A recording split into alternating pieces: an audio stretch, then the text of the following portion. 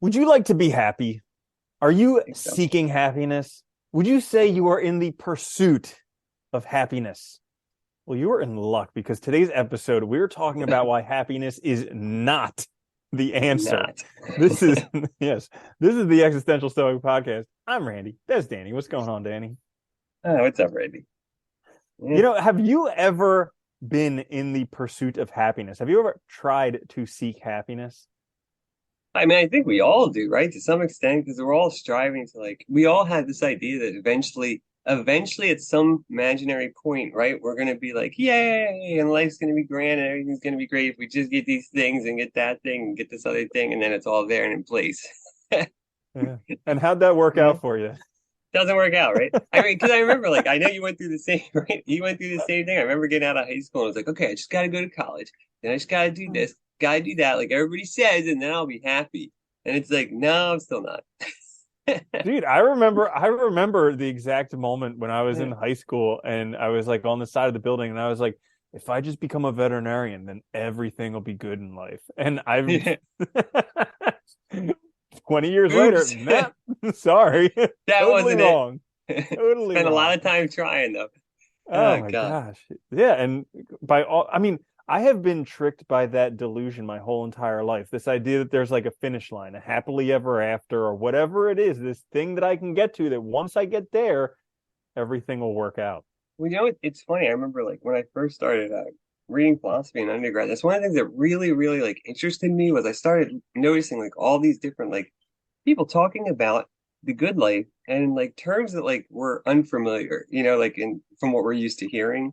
And I was like, maybe it is not this. Like maybe it is something else. And I thought it was a really interesting thing to think about because most people have pretty much, I think, a pretty, similar notion of happiness, right? They think of it as no pain, all comfort, everything's good. It's and it's really, I think, a problematic notion because it sets you up for failure. And that, without a doubt, you're not going to reach that.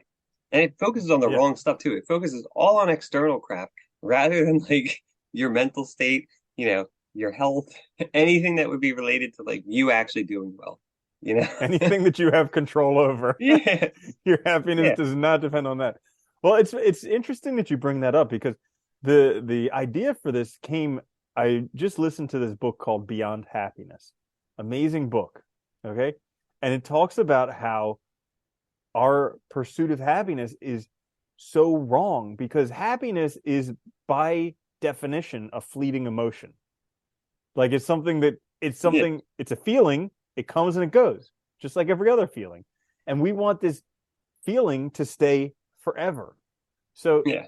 in that book, she talks about how satisfaction is a much better idea of something to pursue, but also, like you mentioned, the things that we have control over, those are actually what we should be focusing on in order to reach this state of satisfaction, as opposed to having everything work out and Yeah. then be I happy. think that, no, I think that's important is reframing, what our goal is. So instead of, because happiness, one is a vague goal and their notion of it is just terrible, I think. Because you're right. It's all about this feeling that's by definition fleeting. It's not something that should stay. And if it did stay, there would be something wrong with you. Because, if you think Yeah, about it, right? I mean, because regular life yeah, just ain't gonna work out that way. And I think, yeah, it's reframing into something else. I like also a lot of the philosophers that talk about it in the sense of success, well-being.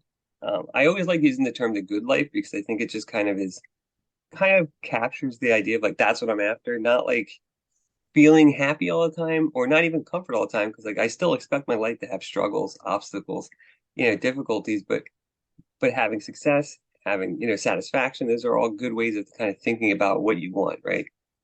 yeah.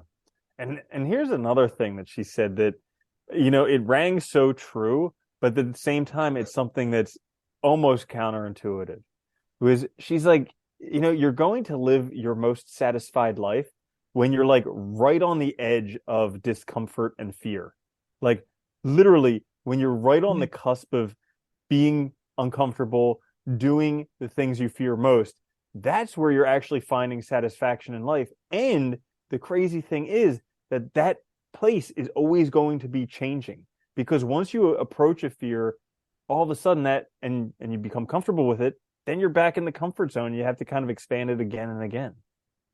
That does make sense though, right? Because it's in those areas where like, we feel the most like reward from accomplishing things, like where we're overcoming stuff, we're still challenging ourselves, so we're learning, we're growing, and that feels good. I mean, anybody that's ever like, pursued anything on their own, they solve a difficult problem, right? It feels good. You realize you're able to do something. That's why I always like it's something like Nietzsche talks about, like reevaluating suffering, looking at it as a positive thing. Like when we struggle and with things in our lives, instead of like turning away from those obstacles, facing them and seeing them as an opportunity to overcome ourselves, right? To like continue growing, to continue like becoming something different. And there should be satisfaction in that, which there is. And I think that's a good way to look at it. I like that. Hmm. You know, Yeah, but yeah. I can see in my Uh, life all these areas where I was like pursuing happiness, and it's just like even if you catch it for a glimpse, like the moment you have it, you just start trying to hang on to it, which makes it slip away even more quickly. And then yeah. like when it's gone, you're just like, oh no, now I need to get it, and you're just like you're literally like struggling just to keep your head above water. Well, I think that's the problem too, right? Because once somebody asks you if you are, then it's gone. Oh gosh, Then that I moves, because then hate you think that when about it. people are like, "Are you happy?" I was like, "I wasn't until you asked." Like, I wasn't thinking you about it, so jerk. yeah, yeah, Oh my yeah. gosh. Well, I think it's so hard too because I think we all are like, raised with similar ideas and values, with people telling us all these things that we should be doing, that we should think about, that we should pursue, that are, good for us. And like it really, I think a lot of people get through a long time in their life before they even start thinking about what they actually want. I know I did. I know you did, right? Because we were like, you Hmm. trust other people that are older than you have at least some idea, but it turns out they don't. Yeah. Not at all. Yeah. Dude, and then there's like the whole the impatience of not having what you think will bring you the happy life. Oh So like God, right yes. now, we're both doing this programming stuff, always learning new stuff. And today I was just like I was just driving myself insane because I literally just started learning something new today. And I was like, Yeah. oh, this is going to take forever to learn. How am I ever going to learn this? This is crazy. And then I'm thinking back to that like Gary Vaynerchuk quote that we shared the other week. It's like, there's no reason to be impatient because I'm only competing with myself and I have my whole life to figure it Yeah. out. So and I Yeah. was thinking about that and I was like, you know what? I don't have to know how to do it completely today. Like I can just learn it. But it's like the innate nature. Like I've programmed myself to be like, oh, if I don't have the final product right now, rah. Well, dude, I think that's a lot of, that's why a lot of people too, like stop doing things that they want to do or because they think it's too difficult because they don't get it all at once. And it's like, well, you're not going to. That's why, people make whole careers out of it. Or that's why, it's like people spend all this time trying to become experts at something because it's not something you can grasp in one day. But I do the same thing. Like, it's like you start something, you really enjoy it, and it's like, so you think you should know it all now. And it's like, it's an absurd way to look at your life and your progress too. It's just ridiculous. Yeah, it's like comical. I like when I'm in it, I'm just like, oh, this is so frustrating. And then I step outside of it and I'm just like, who on earth do I think I am? Like, look at the ego on this guy. I know. It is funny, right? Like everybody else has to spend years doing this. I should get it in 2 days at I the know, most. right? Yeah. Anymore, I'm a failure. And why haven't I been hired after applying for 8 jobs? What the heck's wrong with the world? Oh God, it is funny. Why, that's the other thing that's funny too. I think that gets in the way of it is like we form this idea that happiness is like these certain like accomplishments that'll bring us usually just money without anything else attached to it. And it's like, and then we build up all these expectations that are so unrealistic. At least I know I do, and I mean I have in the past. I've been trying not to as much anymore, but like, and it just is like a constant letdown that can like it really sucks too because I think we like torture ourselves, and then you run into this problem too where you get to this point where like it's almost like working against you to have the life that you want at all because you'll eventually quit or give up or something because you just get so beat down from your own like internal voice yelling at you. Hmm. Yeah, it's tricky because you really need to. I think like the older you get, or maybe the better you get, you need to be like so much more conscious of being present. because No. otherwise it's so easy to just get lost in these stories. Like, for instance, all these things that we have that annoy us right now, or most of them, at one time they were something that we wanted. Like the car is breaking down. Well, there was one time when you Yeah. really wanted that car, or you can't stand going to your job, you hate your boss and your coworkers. Well, there was one time when you applied for that job and you were really Yeah. happy when you got it. They didn't Or just like come your pick you up part, off the streets and put you in there. yeah, or your partner's driving you up the wall, and it's like there was one time when you were really, really excited to be with them. So like all these things that we want, we cause our own problems nonstop. And I think it's because maybe we're not even present for what they are anymore. We're just lost in this fantasy about what they were or what they should be. Yeah, that's a really good point. It's really interesting too, because I think you're right. I think, we also like I think what I think it is too, like we get these things that we really wanted, like say like a partner or a job or something, but we think once because we have this idea in our head that once we have it, that's it. It's done. And so it should be fine, but we take it for granted immediately then, instead of doing any work to keep it good. Like because like, relationships, even work, like you can get if you don't do anything at work to challenge yourself, you're gonna get bored, right? So like finding new things that are interesting, actually putting forth some effort to change situations so that they stay, good for you. And I think we just take things for granted and expect them to just like we're entitled to it. And it's like that's the idea. And it kills us. Yeah. It's a really good point. I like that Yeah. one. And there was something that I read in The Magic of Thinking Big that stuck with me, and I tried to do it once and I gave up. But it was like it was like Too hard. yeah, I know. But it said something along the lines of really successful people actually have a plan for liking people. Because like I find it so easy to not like people, to judge them, to pick out their faults and flaws and everything. And it was talking about, I think it talked about like Lyndon Johnston, how he had a plan for liking people. And, it was like, remember their names, get the scratchy elements out of yourself, be like an old shoe type of person, do a whole bunch of other stuff. And I started doing it towards some people that I had some like grudges or resentments against. And I gave up because I just didn't want to continue doing it. But it like makes sense because it's like, I'm causing myself to not like them. So like I could take the control over what I have and actually cause myself to like them. Huh. That's an interesting point too. Like, and just like, well, I think that gets too like of like just getting rid of like unnecessary stress too in your life and like things that just like are causing you pain or unhappiness anyway by just kind of like focusing on that, I guess is a good way to look at it. That makes sense. Yeah. And Yeah. also just to maybe treat people better in general, it might be helpful in that sense too. Hmm. It is interesting. I mean, like we just have like, I don't know, we just torture ourselves all the time. It seems like it's so funny how we are so ill-equipped. Like we all want to be like we all want to be in a good state, yet we're so ill-equipped to get there by either like I don't know what thing it was, but like yeah, it's just we're terrible at it. It's really Dude, weird. I'm right there with you. I'm so shocked that we have made it as far as we have. Yeah, Like dude, it's just it blows my mind. It's like we have we're we not have like no lemmings. yeah, Yeah, dude, we have no capability for enjoying life in any type of sustainable way.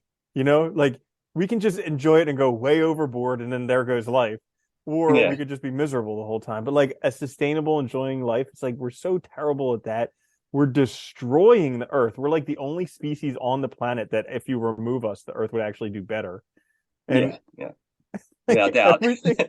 everything we do, we just like we complain about like cockroaches and pigeons and rats, and it's like they only exist around human civilization. Like you won't find them out in nature. We And also it's like brought them everywhere with us.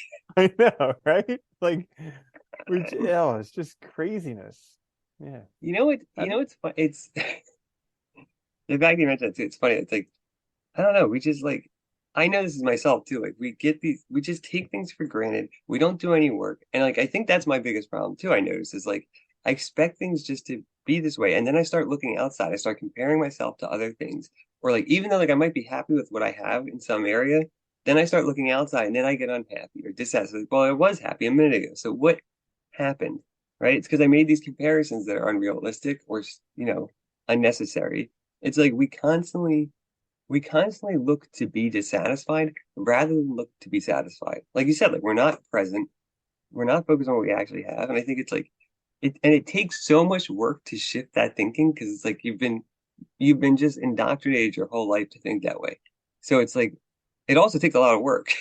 So it's very hard. Yeah. It's one of those things where like if you can catch yourself doing it often enough and replace it with Yeah. something that's good, that it makes a huge difference. Like I'm not sure if you remember, but probably like 3 or 4 months ago, we were talking about how like I was feeling great, went to the locker room at the gym. There was this dude who was shredded, and all of a sudden I was Yeah. miserable because I compared myself to him. Yeah. But like Yeah. we talked about that, and I like made it up in my mind to just be like, well, good for him, you know?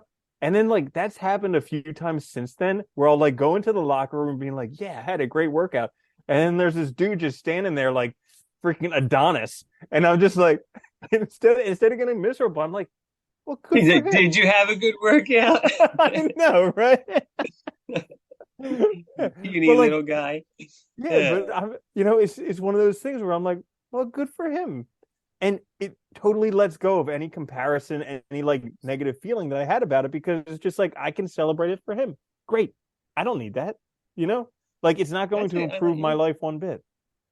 That's a good way to look at it too, I think, because like you shift the kind of way you're thinking about it. Instead of making a comparison, you're just like, okay, so they wanted that and they did it. Great, Yeah, you and know? and like it happened today. Like I went to the locker room, there was Adonis waiting there, and like I was like, good for him. And I was laughing about it like when I was changing in my locker. I was just like, of course this would happen. But like it's one of those things where it's like it didn't bother me anymore because I was okay with not having a comparison. Well, you know what's funny with comparisons too? It's like the sense of entitlement's really funny because it's like we look at these other people and it's like, well, why don't I have that? It's like, well, do you spend that much time? First of all, it takes a long time to do that. It takes a lot of effort. Do you have that time? Do you want that life? Is that what you, because if you want that, well, then you should do it. But if you don't want it, like, we make all these comparisons and it's like we think we're entitled to like whatever the hell these other people have, and it should just be given to us rather than like actually thinking about like what's involved. And I think if you start to think about like what's involved, it can help a lot. Like I know that helped me like actually asking myself, do I even want the life that that person has? Like, would I want all of it? And that's a good way to like kind of actually really reframe the question rather than just like looking at it and being jealous. Because I think a lot of it is jealousy and like envy and stuff like that that kind of motivates those sorts of comparisons. Yep, Yeah. absolutely. And also forgetting to compare ourselves to those who have less than us. Yeah. Like, here's the crazy thing. There's a book called Factfulness, and I read it because Bill Gates said it was like one of the most impactful books he ever read. And he's a guy who reads a lot of books. And so I read it, and basically, like, if you have running water, Oh a, yeah. Oh a bicycle, and yeah. like a bed and food, you are in the top 1% of the world. Oh, it's crazy. Yeah, it's really bad. Yeah. And it's like everybody in America is like, no freaking way. That's not true. I'm not on, lifestyles of the rich and famous. I'm not married to Beyonce. I don't have this. I don't have that.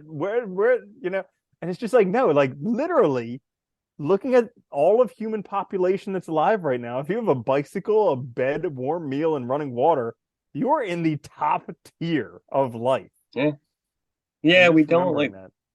No, it's interesting because you're right. Like if you actually like we get it in our head, and I think that goes back to entitlement. We get in our head that like most people have the stuff that we're seeing, when in fact it's like because you see it a lot, but the reality is it's such a rarity. And if you look at most people, they have way less, and it's really bad. And like so, I think yeah, that's a really good point, which is like kind of put it into perspective. Think about like where you sit, because that can be a helpful way to kind of stop making those stupid comparisons in the first place. You know? Mm, yeah. Because it's not something But that makes anybody more happy. no, no, it's not. What's It's helped me not. a lot too is actually just like every time I start to think that is comparing myself to myself from the past. And like Mm. that has been really helpful because like it's a comparison I can actually literally make because I know all the facts instead of just making Right? assumptions. I also know what it took, so I know the work involved, so I can feel good about it. It's like celebrating your accomplishments again. It's really nice. But the more I've been doing that, the more it just like keeps things in perspective and makes me just like realize like, oh, I am doing well. I just got to keep going, and more will come. And I think Mm. And I've noticed like the more I do that, the better it's been getting because like I've been seeing my improvement. I get to kind of re-celebrate things the accomplishments I did have, and you just kind of keep reaffirming it, and it gives you the motivation to keep going. That's a great point because I actually used that for some motivation the other day when I was like struggling again with learning. And I because I remember this article that I read a while ago. It was on Reddit or something about that, where it's like everybody's so focused on becoming a programmer in like 24 hours or a month or whatever it I is. know, right? And he's like, why not just be like, okay, I'm gonna be a really good programmer in 10 years. And like Yeah, totally 100% reasonable because I have some friends right now who are senior developers and they've only been doing it for 5 years. So like totally yeah, 100% reasonable goal. And so I was thinking because you said comparing yourself to yourself, and this was something that was really helpful to me because I was like, okay, if I stick with this for 10 years and I'm not terrible, I'll be a pretty decent developer. And I'm like, okay, where was I 10 years ago? And then I was like, holy cow, like look at the changes that have happened in 10 years. And yeah. like that, all of that can occur in the, oh my goodness, all of a sudden it gives like a whole bunch of perspective. Not to mention too, like yeah, it does. And like when you start to focus on something and really commit to it too, you just like it's insane. It is really crazy. Like over the course of like just like a short time. Like I look back in the 8 months ago, like the changes is just insane. Like the amount of like, my skill level, my ability, it's just crazy. But like I wouldn't notice it if I compare myself to people that are way beyond my level because it doesn't make sense to me. It doesn't even make sense to make that comparison because they've been doing it for, I don't know how long they've been, it's like but now I'm focused on it, so I should be looking at myself. It makes way more sense to do that. Mm-hmm. Yeah. Yeah, like just to give people a concrete example, 10 years ago, I was graduating vet school. And so, Yeah. like, I got my first job as a veterinarian, and I barely knew how to like treat an ear infection, which is one of the simplest things you can do as a veterinarian. Like, Yeah. graduated school, magna cum laude, didn't know how to treat an ear infection. I was just lost. And then, like, fast forward, was working at emergency hospitals all by myself, Yeah. doing all types of crazy surgeries and everything totally confident and was able to like transition to a different career that I enjoy much more. But it's like all of that can happen in 10 years, in just 10 years. And it's like, Yeah. okay, well, like fast forward your future 10 years into the future. What's possible then?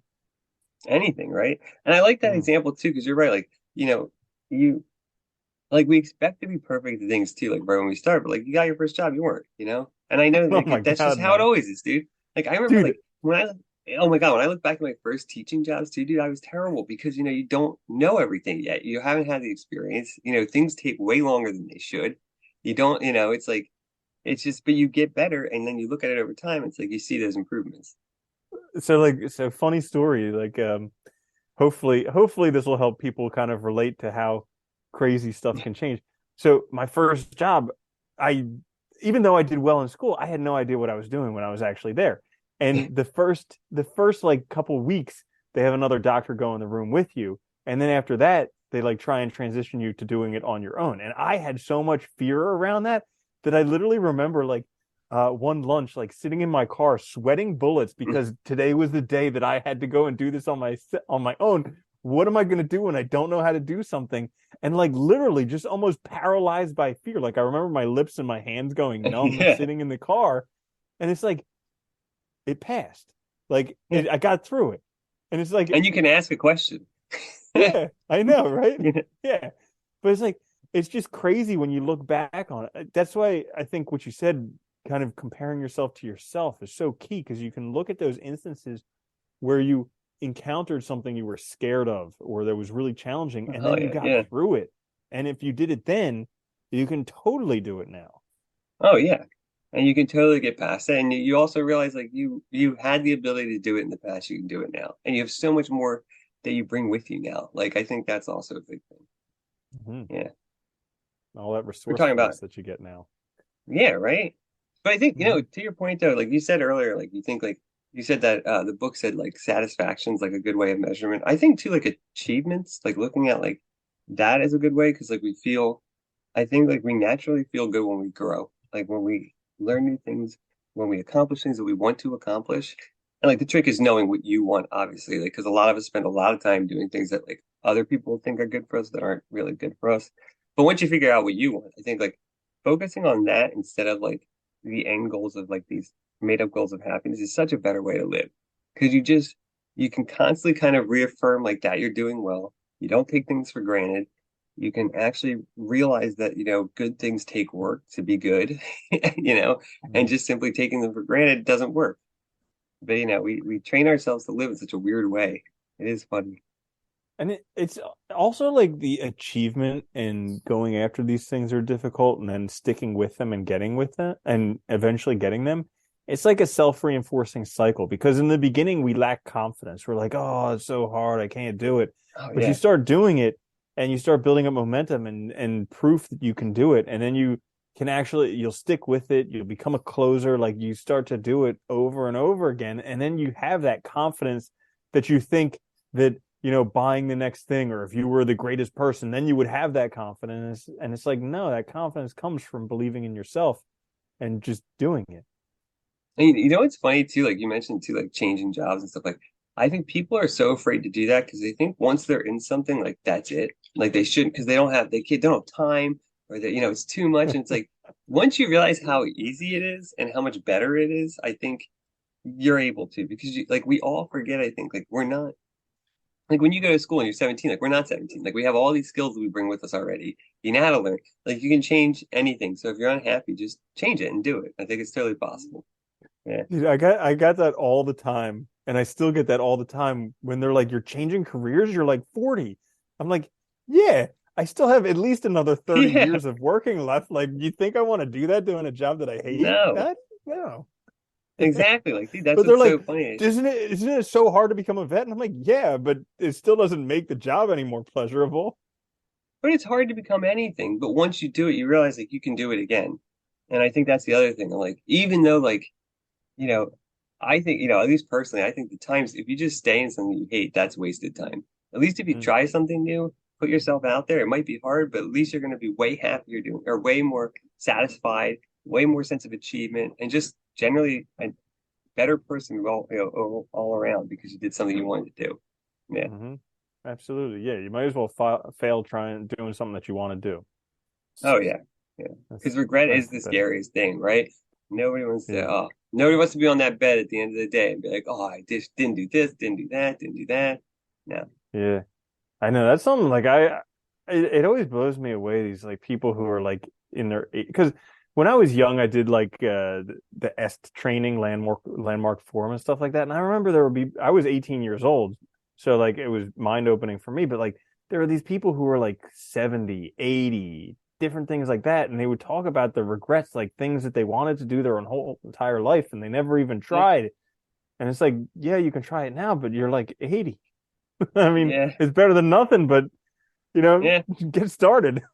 It is still better than nothing, though. That's the point, right? You still have Yeah. time. But I think like, yeah, as soon as you realize it, like you should start thinking about how you can break out of that then because it's not, but this is it. I think we scare ourselves, right? We make ourselves scared so we don't chase it. We imagine like we're entitled to stuff and we focus on what's outside of us rather than what we have control over. I think those are all why we just happiness is a terrible idea. It really is. Like our Ugh. notion of it is so bad, dude. It really is detrimental. Oh my Yeah. God. Ugh. Yeah. So I guess in a nutshell, that's why happiness is wrong. And that's why Yeah. happiness is not the answer. Yeah, Yeah. reframe it. It's hmm better to just reframe it into something else. Yeah, totally. And yeah, read that book, Beyond Happiness, because that was very interesting for me. I learned a lot from that. She even taught, I mean, Books she are had awesome, five, aren't they? dude, incredible. Absolutely Yeah. incredible. Like every book I read, there's always something that I get from it. And such a You know what I like great about it though? use It's of like time. you let an expert spend all his time figuring stuff out, and then they do it, and you can read it in like a few hours. hmm Do all that Yeah. stuff and just get the highlights. You know? Yeah, it's like having a whole bunch of personal assistants working for you. Yeah, literally. Like it is. It's crazy. Anything you want to know. And It's awesome. and the coolest thing is the bar is set so low. There's literally no competition. The average American reads one book a year. If you Yeah. read two books a year, you're You're doing crushing it. 100% better. Yeah. Yeah, Yeah. there's zero competition in the world. And so it's like yeah, it's such I a think great I thing. read two last week.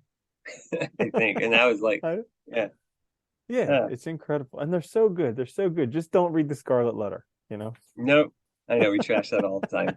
I feel bad because I've actually never read it, but still, I I'm know, not going same. to. Same. Not going to happen. We're gonna get some angry letters from whoever wrote the Scarlet Letter. Yeah. It's really a good book. I Yeah. know, right? So, Oh anyways, God. in a Yeah. nutshell, that's why happiness is wrong. Don't go after happiness. Uh, thank you so much for listening to us. Make sure to check us out on YouTube, wherever you get your podcasts. This is the Existential Stoic Podcast. I'm Randy. That's Danny. I'll see you later, Danny. Later, Randy.